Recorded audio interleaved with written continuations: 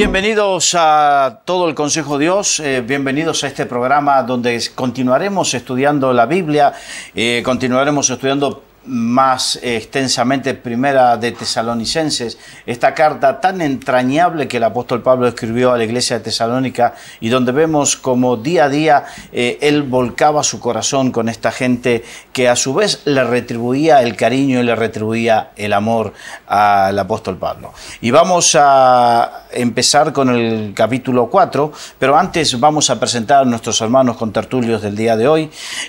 Ramón Ubillos, bienvenido. Gracias. Eduardo Sarazaga, bienvenido. Gracias. Y Miguel Díez, bienvenido. Gracias, hermano. Vamos a leer, y Eduardo, te pediría si puedes leer, por favor, del capítulo 4, del versículo 1 al 12. Sí, la vida que agrada a Dios. Por lo demás, hermanos, os rogamos y exhortamos en el Señor Jesús, que de la manera que aprendisteis de nosotros, como os conviene conduciros y agradar a Dios, así abundéis más y más, porque ya sabéis qué instrucciones os dimos por el Señor Jesús, pues la voluntad de Dios es vuestra santificación, que os apartéis de fornicación, que cada uno de vosotros sepa tener su propia esposa en santidad y honor, no en pasiones de concupiscencia como los gentiles que no conocen a Dios, que ninguno agravie ni engañe en nada a su hermano, porque el Señor es vengador de todo esto, como ya os hemos dicho y testificado. Pues no nos ha llamado Dios a inmundicia, sino a santificación. Así que el que desecha esto, no desecha a hombre, sino a Dios, que también nos dio su Espíritu Santo. Porque acerca del amor fraternal no tenéis necesidad de que os escriba, porque vosotros mismos habéis aprendido de Dios que os améis unos a otros, y también lo hacéis así con todos los hermanos que están por toda Macedonia.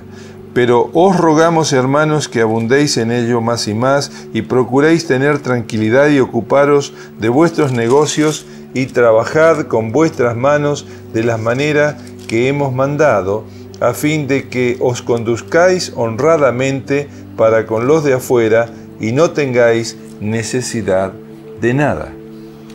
Bien, Eduardo, encontramos que aquí el apóstol Pablo hace un quiebre en el relato que venía haciendo y comienza a hablar de cosas más pragmáticas.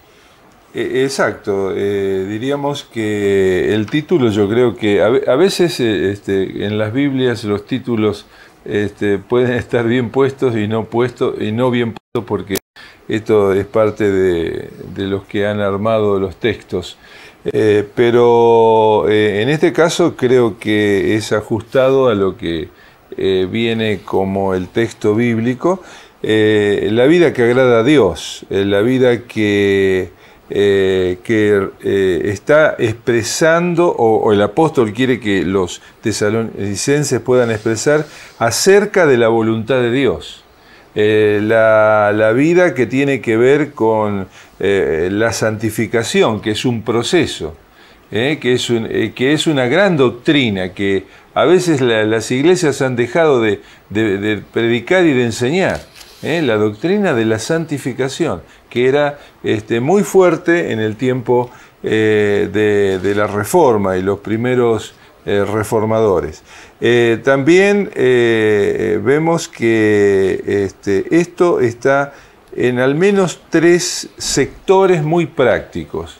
El primer sector tiene que ver con la vida sexual y con la vida que tiene que ver con la familia.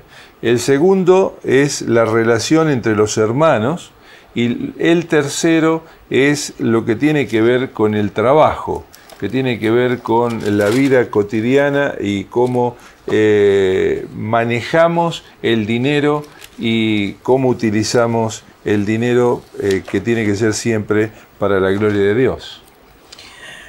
Ramón. Sí, yo quería empezar por el final, pero es verdad, son esas 3 áreas, ¿no? El salmista en el Salmo 23 dice: nada me falta. El Señor es mi pastor, nada me falta. Y en la vida de un cristiano tiene que haber ese testimonio de Dios. Yo una vez, leyendo en la palabra, ¿no? Recogí una enseñanza que hablaba sobre los objetos que había dentro del arca del testimonio, que eran la vara de Aarón, que simboliza la autoridad de Dios, las leyes, ¿no? Que deben de estar grabadas en el corazón, y luego estaba puesto el maná. Y el maná es el símbolo de la provisión de Dios en la vida de uno. Entonces, en la vida de un cristiano tiene que estar el testimonio de la provisión de Dios sobre su vida. Aquellos que buscan a Dios, como Jesús les dijo a sus discípulos, el Señor les dijo a sus discípulos, que si dependían de Dios no iban a tener falta de nada, porque el Señor sabía de qué cosas tenían necesidad antes de que se las pidieran. Y el cristiano que anda en honestidad puede ser que tenga dificultades, pero siempre va a tener la provisión oportuna de Dios para su vida. A no ser que haya un tratamiento especial, ¿no? Estoy pensando quizá por excepciones, tenemos el ejemplo de Job, ¿no? Que por un tiempo tuvo que pasar por una tribulación fuerte en su vida, pero lo que nos dice el libro de Job es que luego la provisión de Dios para su vida fue mayor que la anterior. Es decir, que debe de haber ese sello del testimonio de Dios en la vida de aquel que vive una vida que agrada a Dios, que es lo que estabas diciendo, ¿no? El que vive una vida en honestidad, el que vive una vida en el orden establecido por Dios y busca hacer la voluntad de Dios, siempre va a tener lo necesario. En ese aspecto hemos visto milagros, ¿no? de provisión de Dios oportunos. Bueno, la Biblia nos habla desde el maná, una vez más, ¿no? Pero como el que podamos decir nada me falta, no tengáis necesidad de nada, porque estéis suplidos en lo necesario, en todo lo que es para vuestra vida, ¿no? Y bueno, luego es que hay muchos otros aspectos, ¿no? Pero yo, en ese final del versículo 12, yo creo que es un testimonio que debe estar en nuestra vida como creyentes. Y creo que es muy pertinente en esta época donde precisamente una época de crisis económica y donde precisamente mucha gente está pasando momentos difíciles. Los que pastoreamos iglesia y tenemos contacto directo con la gente sabemos lo que pasa a la gente y que verdaderamente, bueno, aquí es donde tenemos que ver que cuando hacemos la voluntad de Dios, Dios supla a su pueblo. Miguel. Bueno, aquí deja claro para empezar lo que es el propósito principal de Dios. Y muchos cristianos creen que Jesucristo vino para salvarnos, como principal propósito. No. Jesucristo vino para formar un pueblo santo, apartado, escogido para Él. Y por eso en Colosenses 1:22 dice claramente que Él vino y dio su vida, se sacrificó por nosotros para presentarnos santos, sin mancha, delante de Dios. Y por eso, que nadie piense que si ha vivido solamente aprovechándose de la gratuita salvación de Jesucristo, podrá ser parte de esa novia eterna de Jesús, porque si no vive en santidad, porque sin santidad nadie verá al Señor. Y Él viene a por una iglesia que esté sin mancha y sin arruga, y por eso está metiendo la plancha, para plancharla, y está metiendo la lejía, y está poniendo en aflicción, en tribulación, en persecución, en fuego, para que la iglesia sea purificada, porque no está preparada, no estamos todavía preparados. Y ese es el propósito principal, que seamos construidos como casa santa de Dios, templo santo de Dios, lugar santísimo de Dios. Si solamente nos quedamos en el primer paso del propósito, que es primero nos salva para santificarnos, pues estamos equivocados. Nos salva para santificarnos. No nos salva simplemente para que seamos salvos y tengamos vida eterna y el cielo y la gloria y las bendiciones, bendiciones, bendiciones. Que ese es el evangelio que más se predica. Porque creedme que lo que veo por todos los viajes que hago, es que se predica poco sobre la santidad. Y no se llama a la gente. Si llamas a los creyentes, ¿queréis ser salvos? Pues bueno, algunos avanzan. ¿Queréis ser sanos? También avanzan. ¿Queréis prosperidad? Avanzan todos ahí. Claro, ¿queréis trabajo? Aquí dice, bueno, aquí dice esto, ¿queréis trabajo? Y sí. bueno. Pero, y viene remunerado para que no os falte nada. Mira, tú qué texto para la teología de la prosperidad. Sí. Bien manipulado, ¿verdad? Para que no os falte nada. Pero queréis ser buenos mayordomos, ecónomos santos de la gracia de Dios, de los bienes que son de Dios. Entonces, santos en toda nuestra manera de vivir, santos física, psíquica y espiritualmente. Y por eso, pues, claramente menciona la concupiscencia y habla dentro de la concupiscencia de las áreas más importantes, que atañen a todos los seres humanos.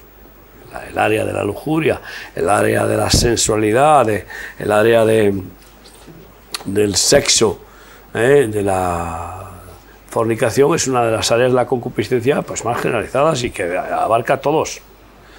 Todos somos tentados en ese área y todos tenemos que ser limpiados por completo de ese área, ¿no?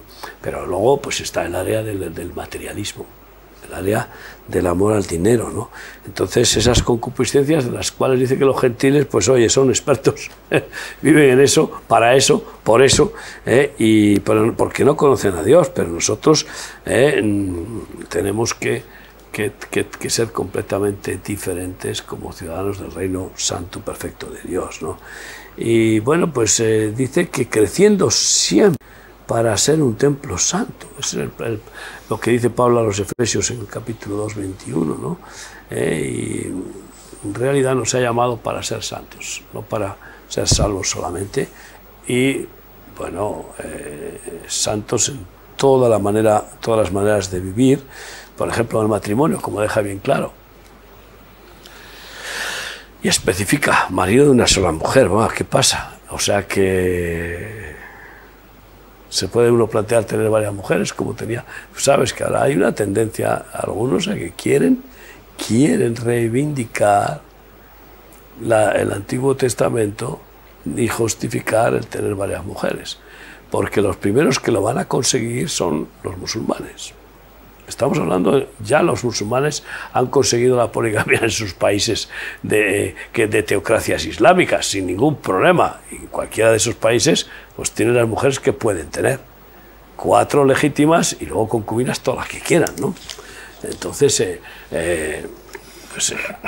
si ellos consiguen eso en los países occidentales, pues muchos occidentales y cristianos, ortodoxos o como sea, se querrán amparar y decir, pues no, están los mormones en Utah, ¿no? En Estados Unidos, ¿está bien? No, pero no lo tienen legalmente. No, pero... No lo tienen legalmente. Pero vamos, vivieron en esa forma, vamos, hasta que les llegó el palo. No, pero ahora hay una legal y las otras... Las otras están ahí acompañantes.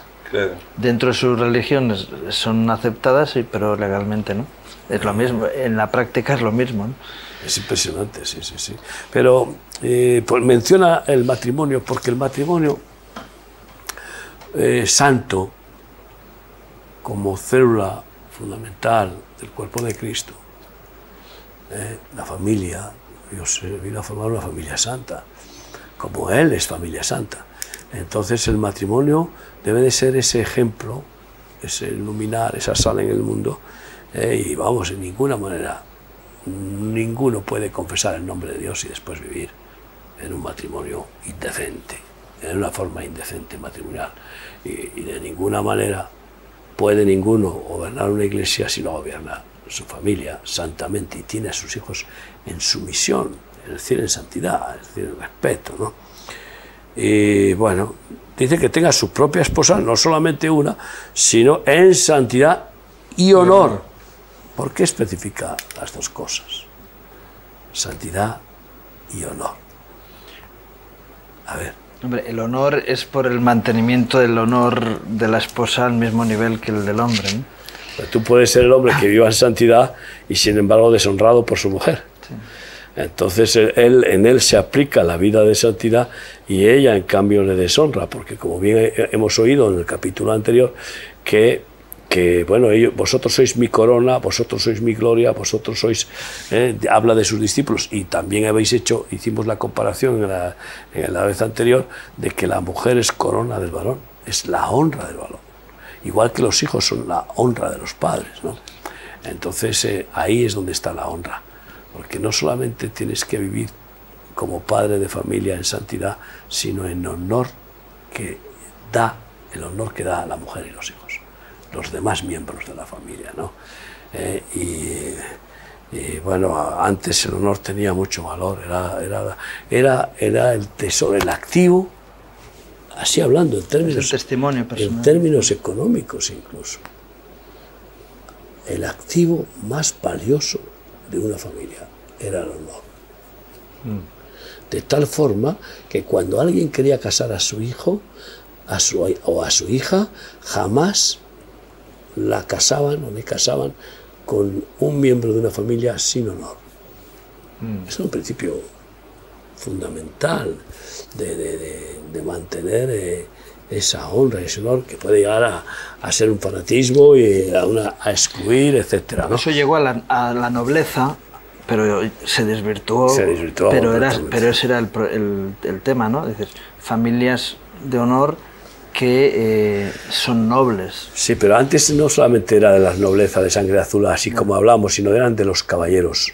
Los caballeros, el espíritu del caballero, realmente era nobleza obliga. Ese era uno de los lemas. Nobleza obliga. Honra, no pierdas la honra por nada, la sacrifiques por nada, antes la vida que perder la honra. Antes perder la vida. Bueno, yo lo viví con mi abuelo, que para él, cuando le decían de ir a firmar algo ante un notario o ante un abogado, era un insulto. Dice, pero si mi palabra, mi honor y mi palabra valen. Sí, pero no, o sea, porque eso es lo que venía de las enseñanzas de lo que estamos hablando, ¿no? Claro, a él le costó admitir que tenía que ir delante de un notario o de un abogado y firmar, porque él venía de todo eso, de una cultura donde el honor de una persona era su activo. es muy interesante la película El honor de los Prizzi, que es una película italiana que justamente se ven problemas económicos, ¿no? Y cómo, diríamos, por parte del padre y de los hermanos mayores tratan de mantener esto, mientras que la nueva generación de los hijos más jóvenes no tenían los mismos principios, ¿no? Y entonces se plantea el drama. Ahora, yo estaba pensando aquí el versículo 5, cuando habla, no en pasión de concupiscencia, ¿no es cierto? Como este es un llamado a una familia sana, a una familia que no tenga alguna mancha en este sentido, y estoy pensando en la pedofilia, ¿no? Y cómo esto se está esparciendo como una mancha de óleo, o se ha esparcido en la vida familiar muchas veces, la vida de violencia, no que llegue a lo sexual, ¿no? También en el aspecto de violencia, de carácter o de física, de abuso, diríamos. Bueno, que esto es la forma en que pueden tener las familias que no tienen una visión de la santidad y el honor que Dios pide. Pero la familia cristiana, la familia que frecuenta una iglesia, la familia que busca al Señor, será una familia fundamentalmente sana. Y sin una familia sana no puede haber una iglesia sana. Exacto. Ahora, sí, de todos modos profundiza más. De lo que está hablando es de que la relación sexual en el matrimonio no sea un hecho animal. Es decir, que sea una relación más profunda que eso, ¿no? Dice, el que tiene una esposa y no tiene una esposa, sino que tiene una hembra solo, y que la tiene como hembra para satisfacer sus necesidades sexuales, y que la valora en eso, ahí es donde está el conflicto, ¿no? Dice, mira, así funciona la gente que no tiene a Dios, pero cuando tú valoras a la mujer en el honor que Dios le da también, ¿no? Entonces vas a tener con ella un nivel de relación diferente al que tiene la gente que no tiene a Dios.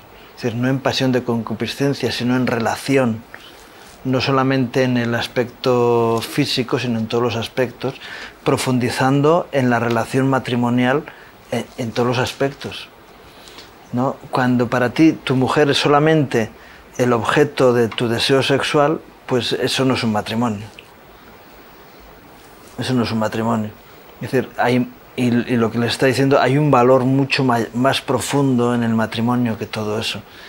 Y bueno, de hecho, entendemos que es parte del plan creacional de Dios, la familia, y de alguna forma es el reflejo de la comunión que hay entre la Trinidad Divina, que Dios nos la refleja en esa vida matrimonial, ¿no? Por eso dice, no tengas a tu esposa como un objeto sexual, sino que la valores en lo que realmente es o debe ser, ¿no? Es curioso ver que la sexología no es una asignatura que se enseñe bien en muchas iglesias, ¿no? Y se deja a libre albedrío y a libre criterio, y no hay muy buena enseñanza con respecto a eso, ¿no?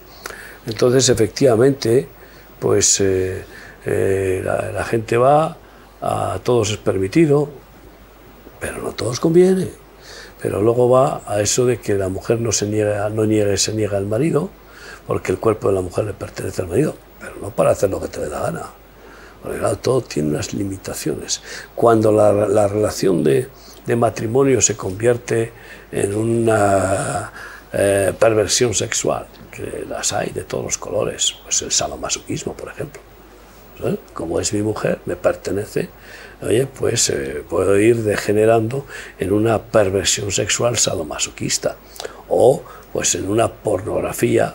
Hay matrimonios cristianos que, como llegan a lo mejor a una crisis de relación sexual, porque ya llevan muchos años, porque no se estimulan, porque no sé qué, se ponen películas de pornografía para estimularse. Y digo, pero hombre, por favor, el fin no justifica los medios. Todo esto y mucho más se puede hablar de este tema. Y efectivamente, como tú bien has dicho, has dado en el clavo en cuanto a que habla de una relación sexual, matrimonial, no concupiscente. El sexo está bendecido por Dios en el matrimonio, sin duda. Y es una expresión de la comunión y de hacerse uno, dos personas, el hombre y la mujer. Pero cuidado, cuando eso degenera, como todo el don, es un don de Dios. Y todos los dones pueden degenerar y pervertirse. Lo llama la Biblia la perversión del don. Pues también ese don sexual, matrimonial, como regalo de Dios, se puede pervertir, ¿no?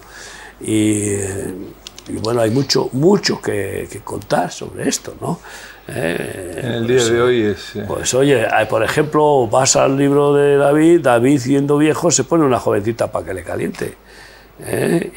Y ves la historia de Gandhi, y Gandhi... Sí, pero que no le conoció, dijo que no tuvo relaciones con ella. Pero en cualquier caso, si se pone ahí la jovencita a calentarle los pies, oye, que se ponga una manta eléctrica, pero no sé cómo explicarte. Un ladrillo. Me parece caliente. que no agradó a Dios eso mucho, ¿no? Entonces, bueno, pues lo que lo hizo David lo voy a hacer yo. Y es que, por ejemplo, me maravilló mucho la historia de Gandhi. Él, para intentar purificarse al máximo, llega a un nivel en que se niega a toda relación sexual, incluso con su mujer. Pero permite que jóvenes vírgenes le sirvan. Y dice, y según la historia de su biografía, dice que en esa manera se ponía la tentación para vencerla y para crecer en su espiritualidad. No, hombre, porfa. Vamos, que apague, vámonos, ¿no? Va contra el Padre Nuestro, ¿no? Líbranos de la tentación. Claro, entonces, no sé cómo explicarte. Mira que yo he admirado un poco la figura del Gandhi, ¿no? Pero cada uno, Dios mío, líbranos de nuestra concupiscencia, que todos la tenemos, ¿no? Y luego, pues, del erotismo y de todo esto, ¿no? Entonces, hay muchas áreas en la relación sexual. Pues, por ejemplo, pues, con respecto a las comidas y las bebidas relacionadas con el sexo y yo qué sé, es un tema muy amplio, ¿no? Y que tenemos que aprender a un sexo sano, una relación sexual de respeto. Porque efectivamente, si el hombre trata a la mujer como una hembra, la puede vejar, la puede agarrar y vejar. Y una de las cosas que he visto en ese espíritu machista es que, curiosamente, en las relaciones sexuales de esos matrimonios, la mujer no se satisface. Esa es otra. El hombre va y como un conejo y pega el grito y se satisface, y luego ella se queda. Y es por ese uso y abuso del don de la relación sexual, ¿no? Entonces tenemos que tener santidad en ese comportamiento, y yo estoy convencido de que no es ningún pecado pedir al Señor guía. Sí. ¿Sabes la anécdota de nuestros matrimonios, no? Cada vez que hay una boda y tú habrás hecho con tu hijo que se casó lo mismo que tú has aprendido, es decir, que el pastor da unas clases de sexualidad sana para que le vaya bien, porque el que hace feliz a su mujer al principio del matrimonio ha ganado una batalla enorme. Primero, porque la mujer suele ser más frígida, más fría que el hombre, entonces necesita, pues, un tratamiento diferente que el del hombre. Al hombre le ponen una venda en los ojos y le viene qué sé yo, cualquier cosa que le toca y es capaz de ¿me entiendes, no? Entonces tiene una facilidad para eso muy diferente, ¿no?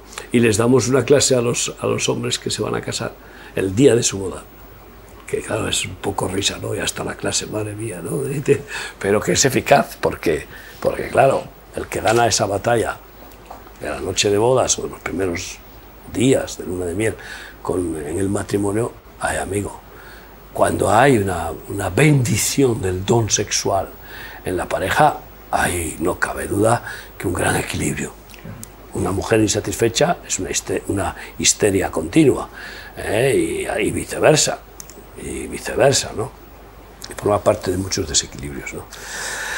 Aquí hay que ir también al versículo 6, que dice que ninguno agravie ni engañe en nada a su hermano, porque el Señor es vengador de todo esto. Es tremenda la advertencia, ¿no? En nada, ni agravie ni engañe en nada a su hermano. Maldito el que engaña a su hermano, dice otro texto bíblico. Entonces, eso forma parte de esa vida de santificación. Nuestra relación de amor fraternal tiene que ser siempre sin engaño, sin doblez, en transparencia, en sinceridad y en verdadero amor. No agraviar, ¿qué es eso? No hagas a tu hermano lo que no quieres que te hagan a ti. Punto. Bueno, el agravio viene de cargar, ¿no? Agraviar es cargar, de alguna forma, ¿no? Claro, es que este versículo nos puede llevar toda la vida. No engañar y no agraviar, ¿no? En la relación con los demás, ¿no? Pero debe ser un anhelo, por lo menos en el corazón, ¿no? Es decir, aunque haya un corazón engañoso, y el engaño puede venir por acción o por omisión, ¿no? Hay otro sitio que dice que no se esconda de su hermano, ¿no? El que engaña quiere mostrar una apariencia diferente de su realidad o de lo que hay alrededor, ¿no? Es decir, que es muy ancho el camino, ¿no? para tratar, ¿no? Hay muchas formas de engaño diferente y llegar a decir, mira, no hay engaño, como dijo el Señor a Natanael, ¿no? Dice, oye, un verdadero israelita en el cual no hay engaño. Es decir, ni tiene mentira ni engaña a los demás, vive en luz, en absoluta luz, ¿no? Quiere decir que es un reto importante en la vida de alguien, ¿no? Dices, claro, nuestra naturaleza tiende al engaño. La naturaleza caída tiende a, pues eso, a exagerar, a minimizar, a tantas y tantas cosas, ¿no? Que es complicado. Y luego lo de agraviar, siempre, yo muchas veces les digo a los hermanos, mira, yo tarde o temprano te voy a defraudar, voy a procurar no hacerlo, pero tarde o temprano algún agravio producimos en los que nos rodean, ¿no? Pero sí hay que intentar procurar no hacerlo, es decir, las dos cosas, ¿no? Tanto el agraviar como el engañar, porque tiene que ser un trabajo extra, es decir, no sale de naturaleza propia, ¿no? Nuestra naturaleza nos va a llevar a eso, a decepcionar, a agraviar a las personas, a hacer daño a los que nos rodean, y sin embargo tenemos que tener ese anhelo de evitarlo, ¿no? Lo que pasa es que el mandato es bien contundente, no agravie en nada a en nada. Yo creo que lo que quiere decir es que aunque fallamos y podemos agraviar, que nunca lo hagamos adrede. No. Eso es pecado con voluntad de pecar, y ahí es donde está la gravedad. Ahora, diríamos, casi todas las iglesias que confesamos que creemos en el nuevo nacimiento no tenemos mayores problemas con el tema de la fornicación, de la santidad y fornicación. Bueno, yo creo que es que hay iglesias que están aceptando la fornicación en la iglesia, verdad, y la justifican. Sí, es decir, como principio, diríamos, general, diríamos, es más, diríamos, evidente pues que la cosa es así. Yo me he encontrado con creyentes que me han dicho, bueno, creyentes, no sé en qué creían, pero me han dicho, oye, a mí no me juzgues. Yo no te juzgo, pero la palabra de Dios nos dice precisamente que nos apartemos de fornicación. Claro. Y si tú estás en fornicación, estás fuera del orden de la palabra. Y si justificas tu fornicación, dices, hasta ahí, y dices, los fornicarios no entrarán en el reino de los cielos. Y yo no te tengo que juzgar, no es mi asunto, pero sí advertirte de que la palabra dice esto. La palabra te juzgará. Y que luego en la comunión en la iglesia dice, no os apartéis de todo fornicario, el que se diga creyente y sea fornicario, con el tal ni aun comáis. Quiero decir, pero luego hay unas tragaderas que yo digo, ojo. Bueno, que las hay, pero yo decía, por eso. En el sentido que en cuanto a las relaciones, es mucho más laxa la cosa. Tú puedes, en el asunto de la parte sexual, bueno, evidentemente como conlleva tantos problemas, etcétera, es más claro. Pero sobre todo en las iglesias, en la historia de la iglesia protestante y evangélica, es una historia de un drama en este sentido. De un drama, porque hemos sido maestros de divisiones, hemos sido maestros de no cumplir con lo que dice acá. Justificando una todo. vez más eso, justificando todo, justificando. No por la doctrina, no porque me hirió tanto, no porque esto, no porque el otro. Pero hemos fallado mucho en el amarse los unos a los otros. No se dan cuenta que luego se cumple la advertencia y les viene un castigo y una disciplina sin saber de qué me ha venido esto, pues que agraviaron al hermano, que el pastor agravió a una oveja y la vejó y la expulsó, la despedazó porque desahogó su orgullo herido con esa oveja, que quizá en lugar de ser compasivo, misericordioso y paciente, pues se vengó de esa rebeldía o simplemente porque esa oveja no es muda, ciega, sorda y tonta, ¿no? Que algunos pastores quieren eso, ovejas que no tienen no dicen ni pío, ¿no? Entonces, y al revés, también ovejas que agravian a un pastor, a un siervo de Dios, y no saben lo que hacen. pero no tocar al ungido de Dios, pues es gravísimo, ¿no? Entonces, y luego entre hermanos, claro. Hermanos, entre el amor fraternal es vital para una convivencia familiar. No me toques, que soy la niña del ojo de Dios. Y dices, bien, es verdad, pero es que yo también soy la niña del ojo de Dios. ¿Qué ojo eres tú? A ver qué parte del ojo. ¿No? Es decir, la enseñanza la tienes para los demás hacia ti, para protegerte, pero también para tu actuación hacia el otro. Y cuando tú estás haciendo daño a un hermano, cuidado, que estás tocando la niña del ojo de Dios. Le estás metiendo el dedo a Dios en el ojo. Claro. Claro, es que es un problema. Que hay algo triste en muchas iglesias, y es que cuando alguien tiene que contratar a otra persona, está tan quemado de que le han fallado que prefiere buscar a alguien fuera de la iglesia que a alguien dentro de la iglesia. En el mundo Contratar laboral, a un incrédulo de trabajador es mejor que a un creyente. Sí, y se ha hecho tantas veces, contrata a un creyente y abusa, sí, y hermano, y abusa, y llega tarde, y trabaja poco, y no sé qué, y lo mismo pasa a abusar. Viceversa, ¿no? Gente que contrata y abusa del otro. El patrón también abusa del empleado, o sea, en las dos casos, ¿no? Es decir, yo creo que es una asignatura pendiente y muestra algo que verdaderamente es muy triste en la relación entre las personas, porque acá dice, pero acerca del amor fraternal no tenéis necesidad que os escriba, porque vosotros mismos habéis aprendido de Dios que os améis unos a otros. Ahora, ¿qué significa amor? ¿Qué es un sentimiento? Bien, pero el diccionario define amor como interés. Y si yo tengo interés en ti, es que te estoy amando y me importa tu vida, de manera que no debo defraudarte.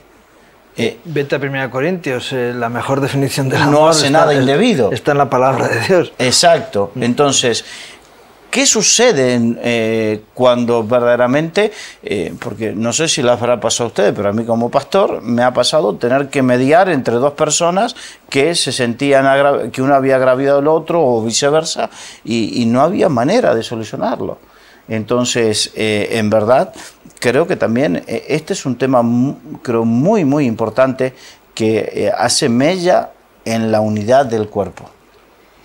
No, y que es inmundicia, y que es pecado al nivel de la fornicación. Pero, diríamos, nos metemos mucho con la fornicación. Y está bien. Sí, pareciera que son pecados mayores y pecados porque menores. Es más escandaloso. Pero el asunto de la mala relación, y aún las guerras frías que hay entre familias de la iglesia, pero por 20, 25 años, sufren los que empezaron, sufren los hijos, sufren los nietos, y siguen sufriendo toda la gente que está alrededor.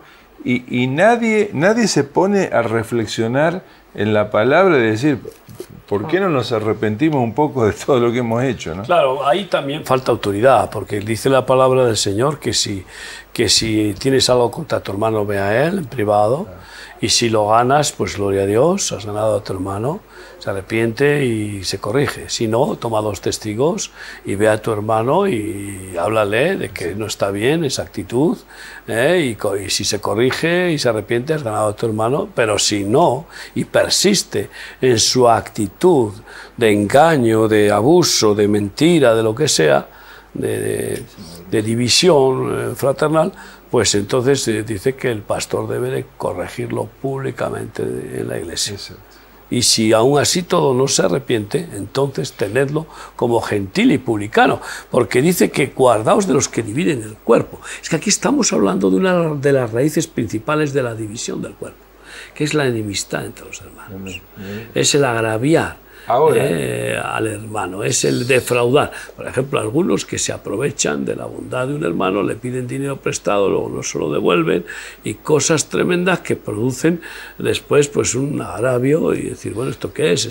¿Esto qué es? Yo creo que tú has tocado uno de los temas fundamentales, que es la autoridad a veces del pastor, que no interviene porque la familia me deja tanto de diezmos y la otra familia tiene tantos dones y hace tanto que lleva adelante ministerios importantes. Yo toco el asunto, no me quedo sin esto y sin lo otro. O también porque el pastor resulta que está sujeto a una democracia eclesiástica y que no según tiene el sistema realmente de gobierno de la autoridad. Iglesia. El sistema de gobierno de la Iglesia se pone, presenta el asunto al cónclave, al ese presbiterio de votación demócrata, y le quitan la autoridad y no puede corregir, es decir, no, Dios, esto está en manos de Dios, hay que orar, oremos y papín papán, y al final el asunto pues se agrava y se agrava, ¿no?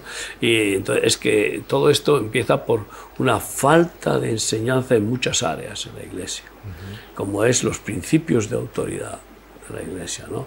Que para lo cual hay una rebelión impresionante en multitud de ministerios, incluso de ministros. Yo me pregunto, esas iglesias que están independientes, ¿a quién se sujetan?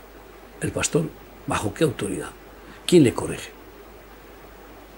Bueno, claro, dice someteos unos a otros.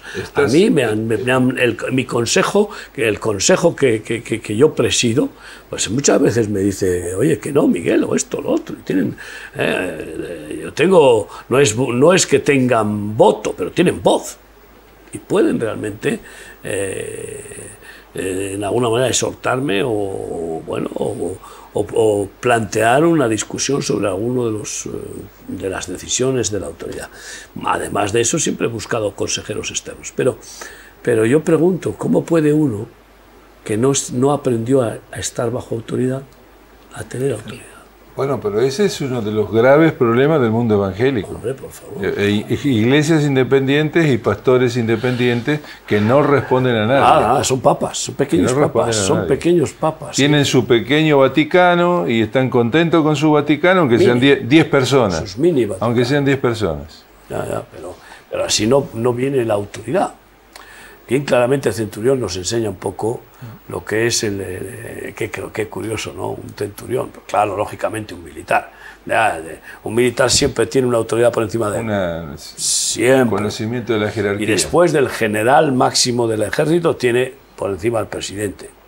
Y el presidente tiene al Senado o al Congreso, que le pueden votar, pero vamos, mira, acaban de votar al presidente de Paraguay, lo acaban de votar fuera. Lo han expulsado el Congreso de los Diputados por haber consentido, supuestamente, yo no quiero Supremo, creo que ha sido. En una masacre. El Tribunal Supremo. El Tribunal Supremo. ¿Qué más da? Siempre hay alguien por encima. Y eso está bien claro.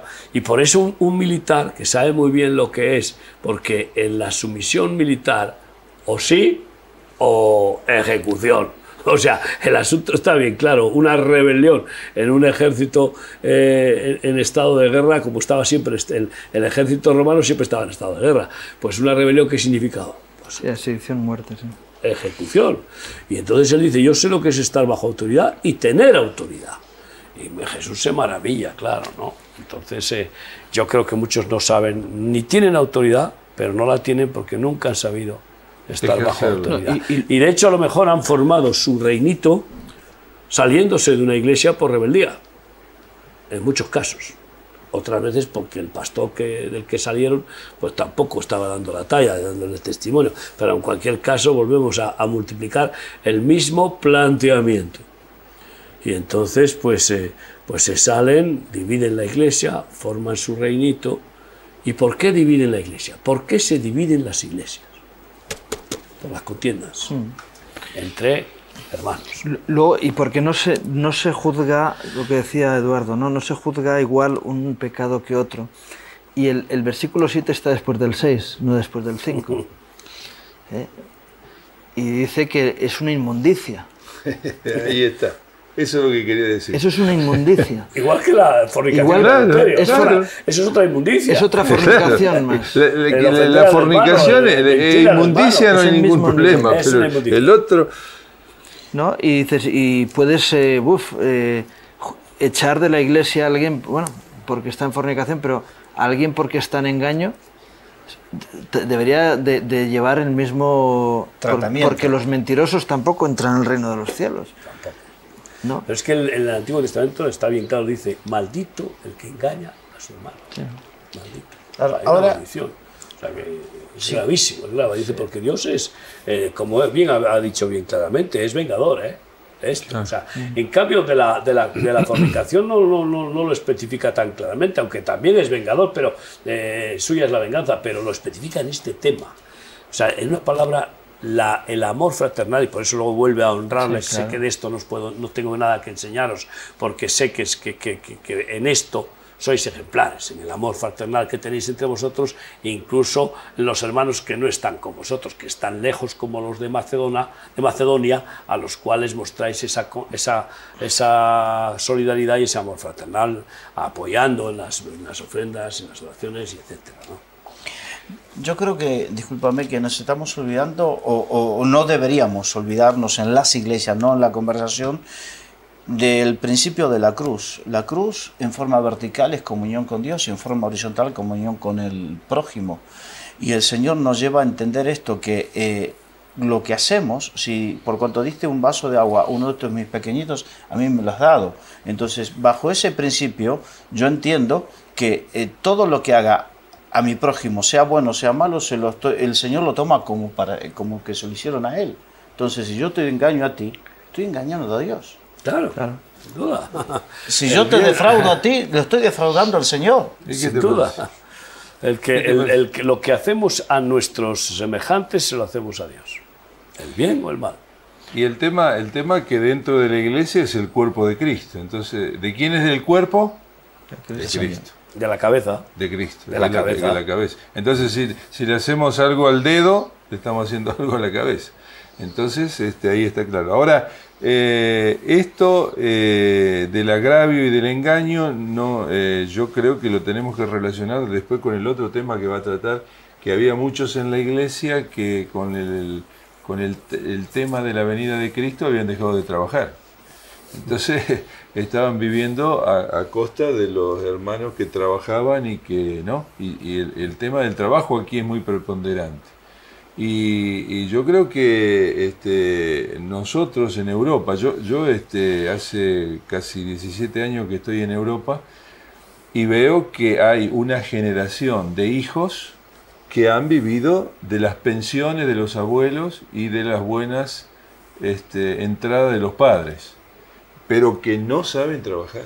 Pues esa es la filosofía de y ahora de los padres hasta poder vivir de los hijos, ¿no? Y esta disciplina de vivir a costa de mis padres hasta que pueda vivir a costa de mis hijos, ¿no? Hoy estábamos esta mañana haciendo un programa y la computadora nos decía que la segunda causa de muerte en España es de suicidio, o en Europa, no me acuerdo. En los jóvenes. En los jóvenes, es de suicidio. Ahora, porque el joven que no ha sido enseñado a trabajar, a sudar, a saber que las cosas se obtienen después de esfuerzo importante, evidentemente que es un agravio, y utiliza el engaño, ¿no? Utiliza cualquier engaño, también el engaño religioso, la venida del Señor. ¿No es cierto? No, yo no trabajo porque como falta tan poco para que el Señor venga, entonces no hacemos nada. Uno de los problemas que está teniendo Israel es que los ortodoxos se niegan a trabajar, se niegan a hacer el servicio militar, se niegan a pagar contribución de ningún tipo.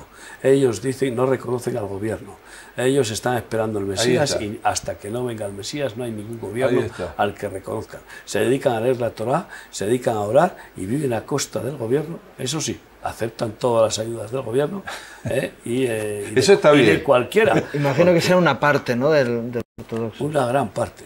Los más porque radicales. Siempre han sido negociantes. Sí, pero de hecho, te estoy hablando de que hay una gran parte que están en las quejilás y no hacen nada más que leer la Torá, aprender el idioma griego, yo que sé, arameo o lo que sea, o latino, y a estudiar la Biblia hasta sabérsela de memoria, ¿no? Y después a orar y a cantar y a escribir sus comentarios para añadirlos a la Haggadah y a la Mishnah, y claro, son verdaderos parásitos, tristemente, aunque para mí son dignos de respeto porque es una vocación increíble. Y nosotros estamos ayudando, incluso a algunos de esos ortodoxos, ayudando con comida para que puedan sobrevivir. Pero efectivamente, muchos buscan justificación de vivir a costa de los demás. Me han venido personas que dicen, quiero servir al Señor, pero yo de evangelista. Entonces, que tú que de evangelista y que te sirvan a la mesa y que te pongan todo, que tú no des palo al agua, solamente con la boca, ¿no? Cuidado, Pablo, siendo el apóstol principal, trabajaba incluso por las noches haciendo carpas para no ser gravoso a la obra. Y este texto nos deja bien claramente, primero, que tengamos tranquilidad. ¿Qué significa eso? Que no estemos afanados, no tengamos ningún afán, como dijo Jesús, por nada estéis afanosos. Tened Shabbat Shalom, reposad en la paz, la confianza, en la fe y en el amor de Dios. Y trabajad en esa tranquilidad y después ocuparos en vuestros trabajos, en vuestros negocios, para que no tengáis necesidad de ninguna cosa, para que no seáis unos gorrones, para que no viváis a costa de los demás, no comáis el pan de balde, como dice la mujer virtuosa, no come el pan de balde, sino que trabaja y teje, hila, y vamos, y no deja ni apagar la lámpara por la noche, si es necesario, ¿no? Entonces, el lema de los primeros cristianos y de Pablo es bien claro: ora et labora, ora y trabaja, ora y trabaja. Y de esta forma, como todos los proverbios, todos los versículos que hablan de la bendición del trabajo, no queda sin fruto, ni aun el incrédulo que se esfuerza y trabaja intensamente, duramente, queda sin recompensa. ¿Cuánto más los que trabajamos en la gracia de Dios y en el amor de Dios? No nos va a dar el Señor el beneficio. Dice que el labrador no va a comer del fruto si no trabaja primero. Por lo tanto, esta es una enseñanza fundamental para que los señoritos del Evangelio, que quieren ser pastores, muchos de ellos, para poder predicar un sermón el domingo y el resto música, el resto vida contemplativa, el resto deporte, golf o no sé qué o no sé cuál, digo, perdóname, estás equivocado.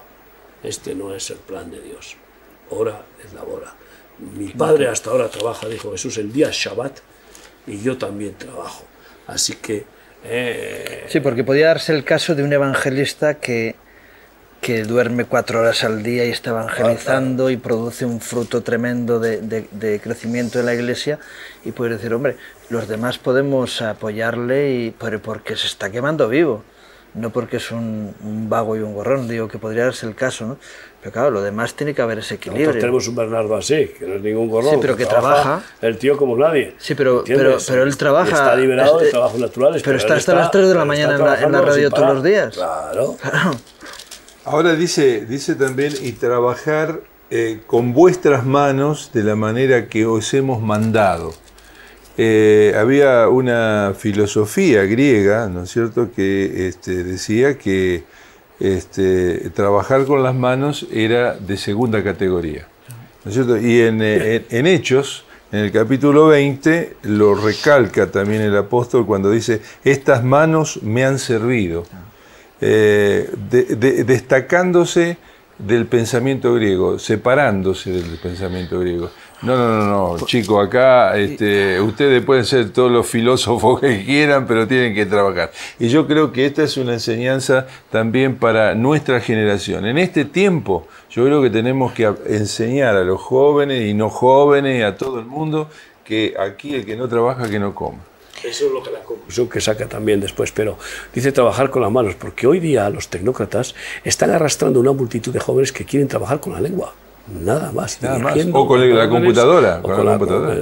Ni siquiera con la computadora, ya con los dedos. Es decir, hablándole a la computadora, que es lo más moderno, ¿no? La computadora, haz esto, haz lo otro, papá, todo con la boca, ¿no? Claro, y yo creo que... Y luego, para terminar, honradamente, os conduzcáis honradamente con los de afuera. Es decir, testimonio de honradez en todos los negocios, en todos los trabajos, que no trabajemos para alguien y trabajemos 4 horas y cobremos 8, que seamos fieles, honrados. Que no dejemos deudas. Y no dejemos deudas a nadie. Bien, creo que también daría para una hora más poder hablar sobre este tipo de cosas y de las experiencias que tenemos de solucionar estos temas en gente de la iglesia.